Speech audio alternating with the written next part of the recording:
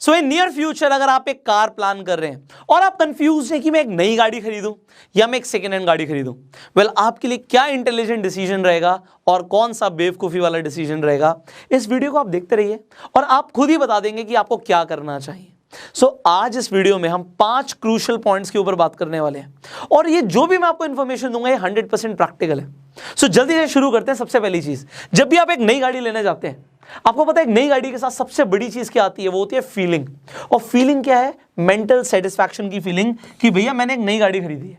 अब हो सकता है आप एक शोरूम से गाड़ी लेकर आए और 2 महीने बाद 3 महीने बाद उसमें कुछ खराबी आ जाए।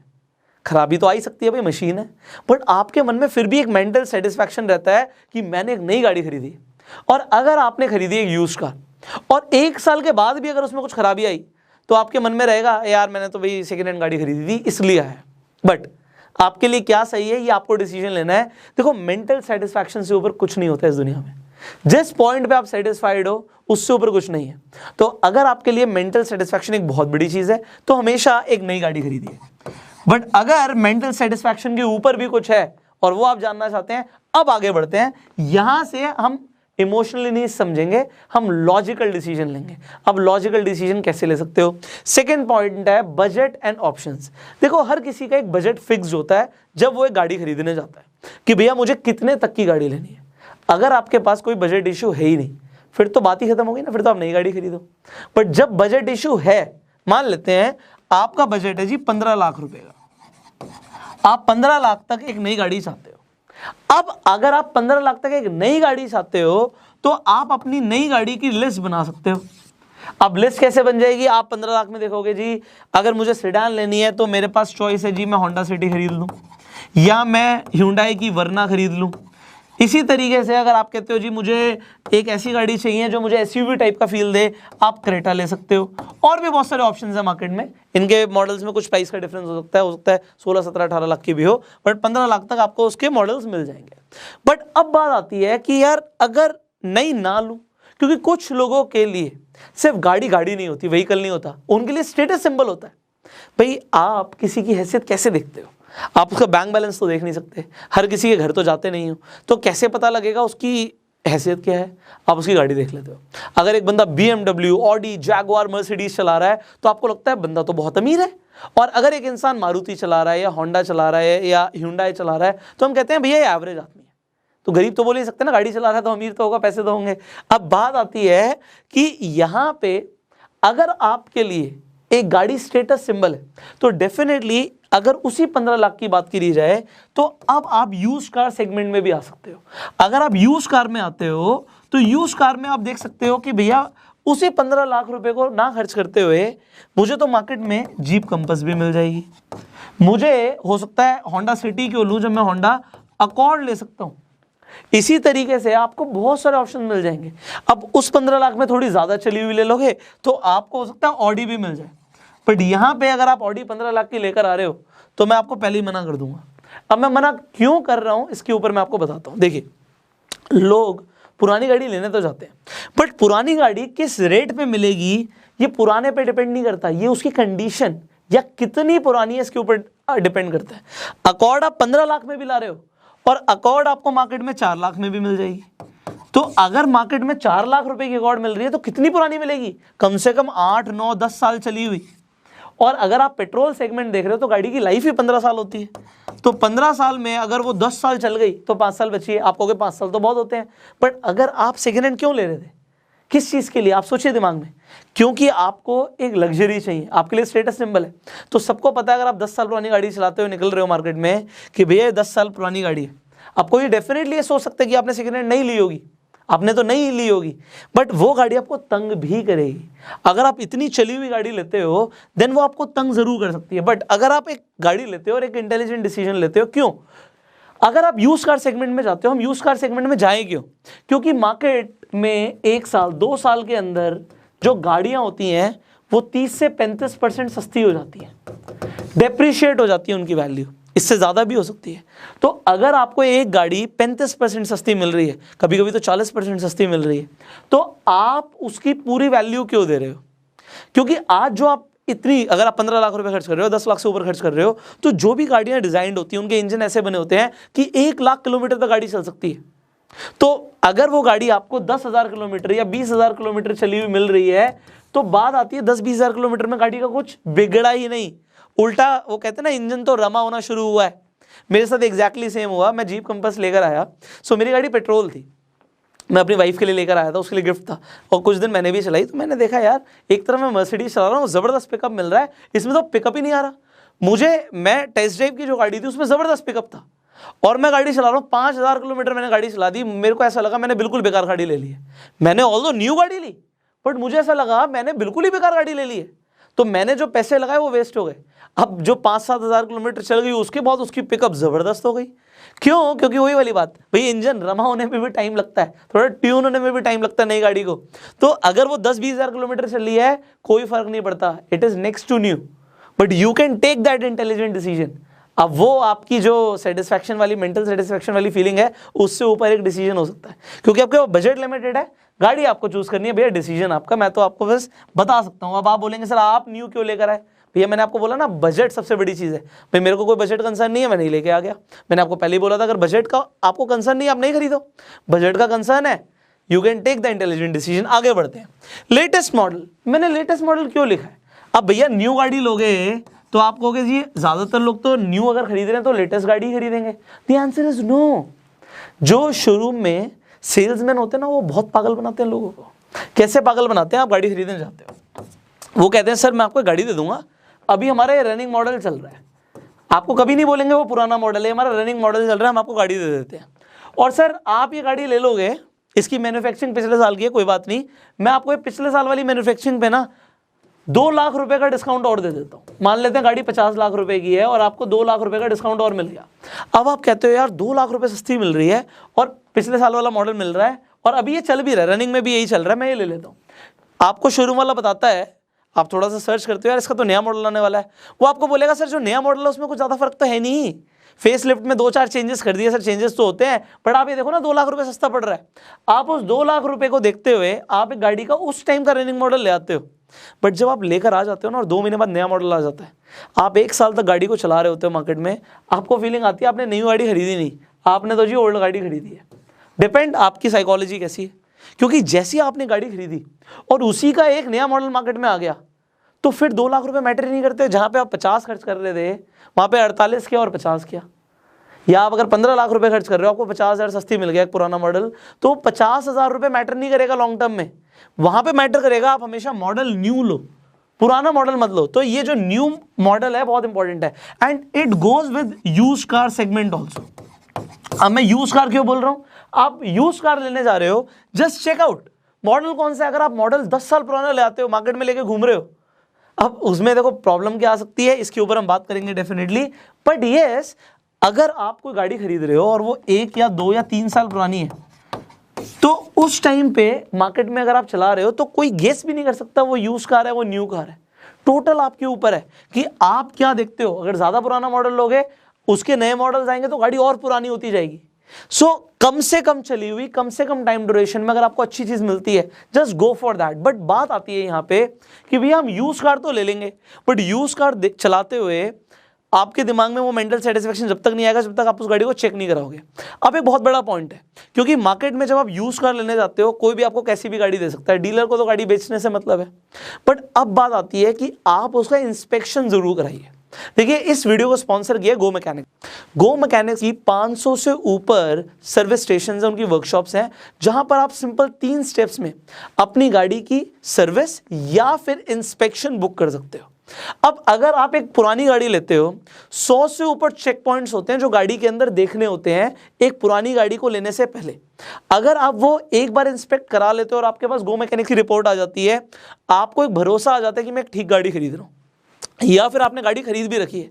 अब अगर आपको सर्विसिंग करानी है, अब गाड़ी में बहुत सारी चीजें होती हैं, इंजन से रिलेटेड वर्क हो सकता है, गर्मी चल रही है एसी से रिलेटेड हो सकता है, डेंटिंग पेंटिंग, बहुत सारी चीजें हैं गाड़ी के अंदर सर्विस से रिलेटेड। और बात आती है जेन्युइन पार्ट्स की, तो गो मैकेनिक ने आपके लिए सबसे बढ़िया चीज क्या कर रखी है। देखिए, लोग जब गाड़ी की सर्विस कराने जाते हैं, ये मैं आपको अपना खुद का एक एग्जाम्पल दे रहा हूँ। जब मैं गाड़ी खरीद रहा था मर्सिडीज, मैंने उनसे बात करी, नेगोशिएशन की बात करी, सब कुछ बात कर ली। उन्होंने बोला सर आपको क्या लगता है हम गाड़ी बेचते हुए क्या ही कमा रहे होंगे? हम कुछ नहीं कमा रहे गाड़ी बेचते हुए, हमारी मेन कमाई तो सर्विस में होती है। मैंने बोला क्यों? कहते सर आप जब सर्विस के लिए लेकर आओगे, अब सर्विस पे आपका अप्रॉक्सीमेटली 50,000 का बिल तो बनेगा ही बनेगा, 50,000 से 70,000 का कुछ भी बिल बन सकता है, डिपेंडिंग गाड़ी का कितनी पुरानी होती जा रही है। तो इसमें हम हर साल कमाएंगे, ये हमारी रिकरिंग इनकम है। और ये आप मर्सिडीज मत खरीदो, ऑडी खरीदो, जैगुआर खरीद लो, सबके साथ यही है। अब ये गाड़ी तो खरीदनी थी मुझे, तो ये तो हो गई सर्विस की बात।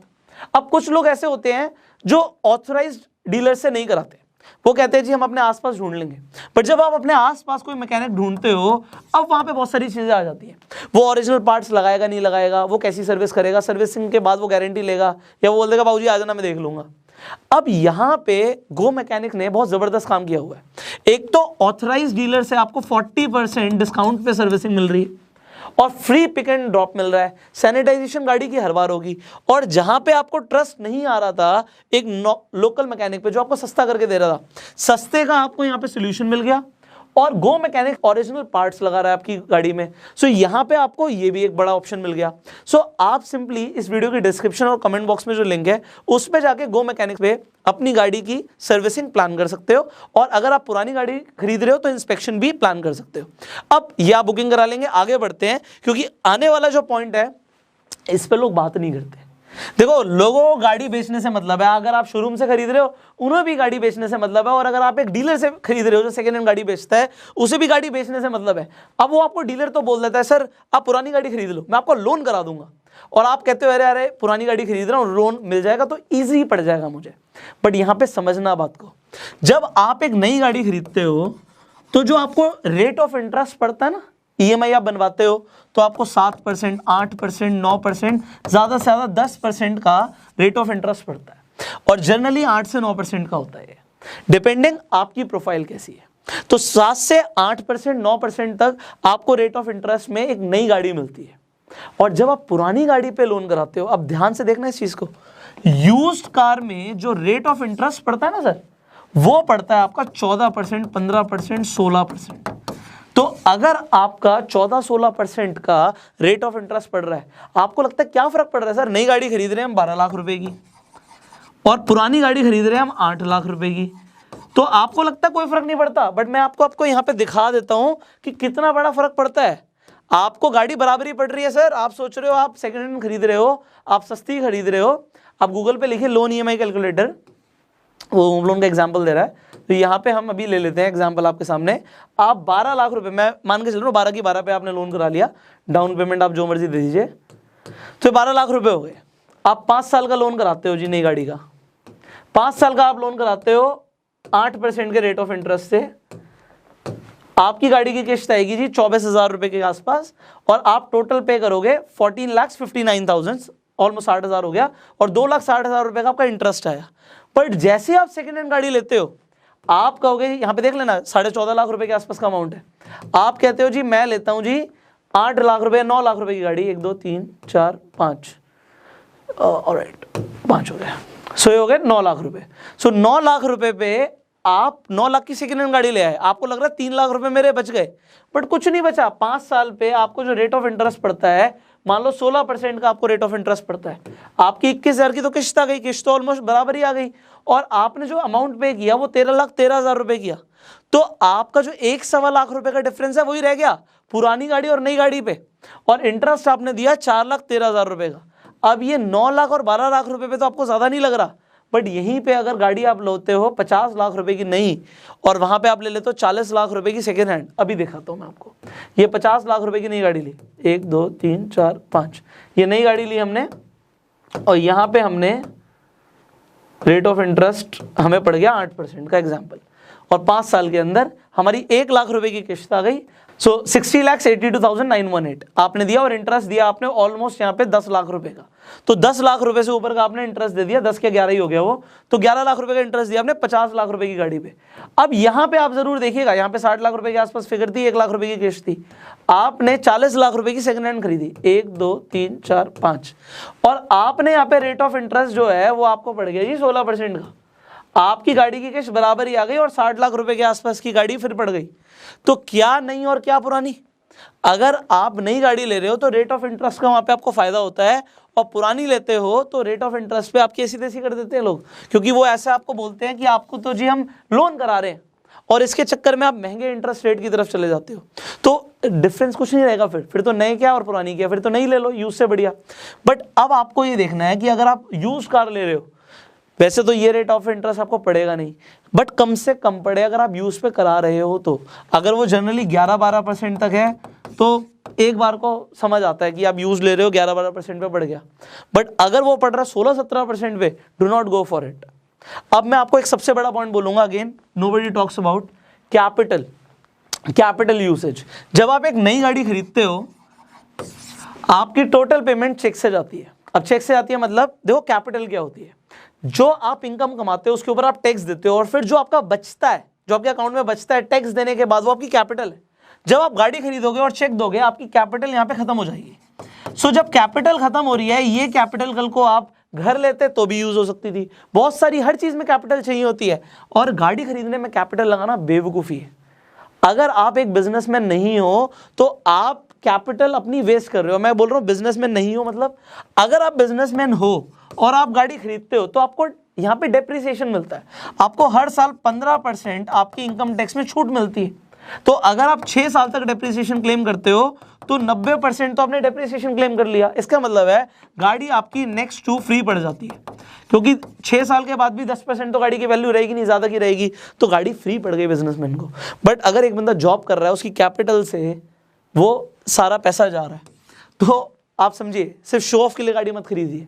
बट जो लोग यूज कार खरीदते हैं, अब यूज कार मार्केट के अंदर मैंने जनरली क्या देखा है, लोग जी महंगी गाड़ियां खरीद लेते हैं। मान लेते हैं कोई इंसान 50 लाख रुपए की सेकेंड हैंड गाड़ी खरीदता है, मान लो कोई मर्सिडीज का अच्छा मॉडल खरीद लिया 50 लाख रुपए का, बट वो बुक्स में दिखाता है कि मैंने 10 लाख का चेक दिया, क्योंकि सेकेंड हैंड थी, डेप्रिशिएट तो हो ही चुकी है, बुक्स के अकॉर्डिंग तो उसकी वैल्यू उतनी आ रही है, और वो 40 लाख रुपए कैश में दे देता है। तो यहाँ पे कैश की भी मार्केट बहुत ज्यादा है। अब ऐसे इंडिया में बहुत सारे लोग हैं जो टैक्स देते नहीं है, और टैक्स देते नहीं है तो उनके पास ब्लैक मनी बहुत ज़्यादा होता है। तो यूज कार मार्केट में ब्लैक मनी भी बहुत ज़्यादा कंज्यूम हो रहा है। So that's a fact. आपके सामने सारे फैक्ट्स रखना मेरे लिए ज़रूरी है। But what do you think, देखिए अब ये आपकी सहूलियत पे आ जाता है। अगर आप बिजनेसमैन हो तो 100% चेक से ही आप गाड़ी लो, डेप्रिसिएशन मिल रहा है। अगर आप कैश कहीं से भी देते हो तो वो आपका नुकसान ही है, क्योंकि डेप्रिसिएशन सरकार दे रही है आपको क्लेम करने के लिए। Just do that. भाई मैं गाड़ी खरीदता हूं तो मैं डेप्रिसिएशन क्लेम करता हूं, तो डेप्रिसिएशन क्लेम करना एक इंटेलिजेंट डिसीजन है। बट अब इस वीडियो से आपको क्या समझ आया, आपके लिए क्या सही है, एक यूज कार खरीदना या एक नई गाड़ी खरीदना? आप नीचे कमेंट करके बताइएगा। वीडियो अच्छी लगी जल्दी से लाइक कर दीजिए, शेयर जरूर कीजिए, जिससे ये वैल्यूएबल प्रैक्टिकल इन्फॉर्मेशन ज्यादा से ज्यादा लोगों तक पहुंचे। यूट्यूब पे वीडियो देख रहे हो सब्सक्राइब करो, बेल आइकन पर क्लिक करो, और फेसबुक पे देख रहे हो आप हमें फॉलो करो। I will see you in the next video. Till that time you go self made.